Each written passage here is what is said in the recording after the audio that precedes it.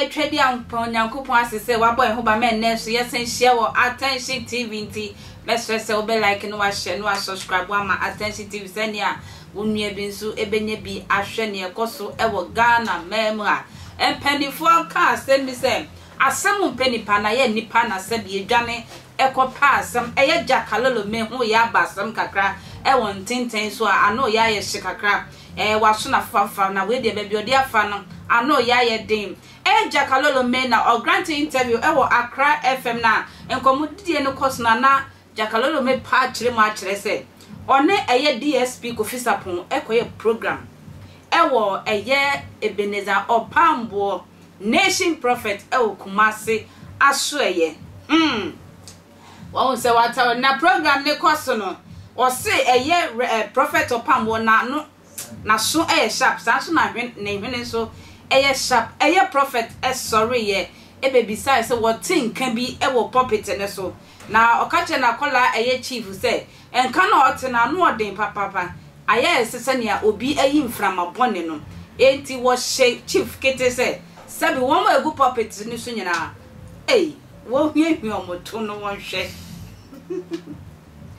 on say ya osre na chief Jack patche say chief nso eyeye chief Jack said chief ehwienwa sebe empanifo e puppet ne soto no na Ebenezer Opambour san ka che ne say eye ne yere sof maame kura nso won gindi san from abone no sof maame kura nso betimi ayesa enti eye chief enkopia ne yere to asem yi ya asem kase Jack yentimi hu say trend no pa na say ya na say frame asem we ya asem eye Prophet Ebenezer Opambour yadom wajira ne ngusremu ewo ne show so say eye DSP Kofi Sarpong Jack abodin sa asem na eye Jack kanu wose wo so dem hobi say ye nokre omamo nanso sama me kanokre sebe agro na mudi kra mode ne yire eye Princess Opambour e dia befrema na ne yire de wo di agro na wo de ne yire befefa mu dia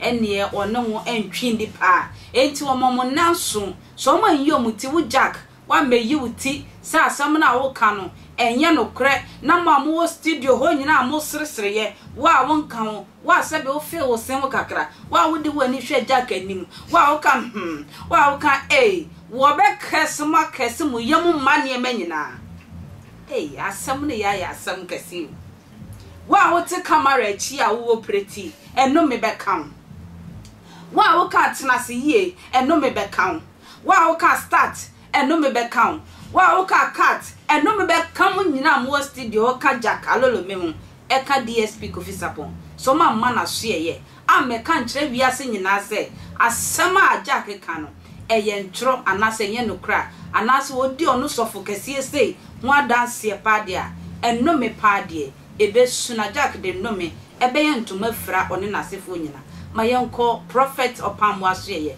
na no ya ye din ye tie ne efiri omra sese a say ye wura DSP Kofi Sarpong say ono no wa ma bonti ama me ka say asem na brancha ne kan nya no kra Mr. Kofi Sarpong wo ye police ni pani ye be senior papa yes wo ye police ni pani me da mi so bia wo kasanta me so min kasanta ba asema na wa bowdin yes sir wo so ne ma ho ma bibia nsi da yes me no ba me hu just once yes sir answer twice yes sir me papa free mu ba me ye odwa so I respect that yeah lunching what for me there no why your baby be show nyame anu manyam fine if you start am no e ko be 10 years me hu wani mbiem Jack Alolome kra no me hu wani mu no se woni anu e be twam be 15 years no correct ti se wo gina ba bi na wo kasa ya so kra no ba wo na ko ache enye nasem almost be 20 years ache it is how kasa wo ba wo na se yesi na DSP you Mr. DSP Kofi Buache me bo your friends I Kofi Sarpong na se wo so ye tin abroba wudin a na sansa mo nsi ya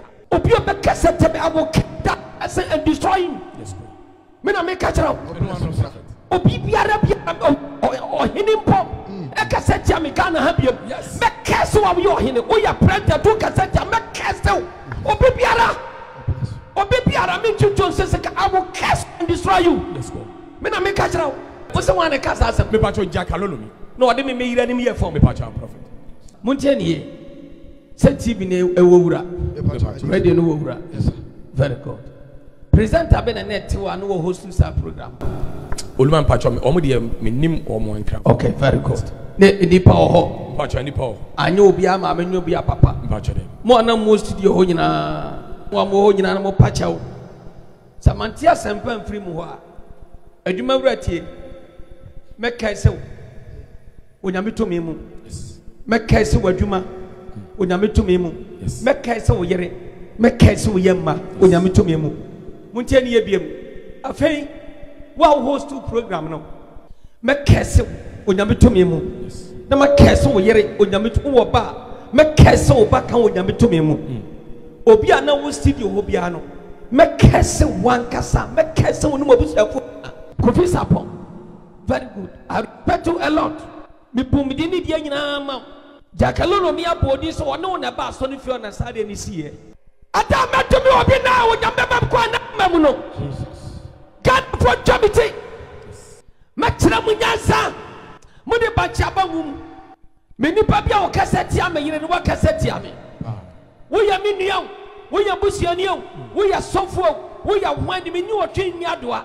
Na de me yire ni mi ya fon 1 minute kete kura. Me no mienu odo wo ye ntam sese da na be fi ho. Jesus. Metra wo se wiase to me. Wo nyame de amanipa. Adenti na wo se mtimoto obi ka me nse nya sapa ye djuma. Ada na mo stop message asma wo kanika. Oh. Na mo hwa manika. Mo hwa manika sa san wo na mo tie na ko boni be na me ayam. Boni be na me me ire di ayam. Boni bai. Presenter wo stu. Mo amotewo. Boni be na di ayam. Adwene ne ya djuma.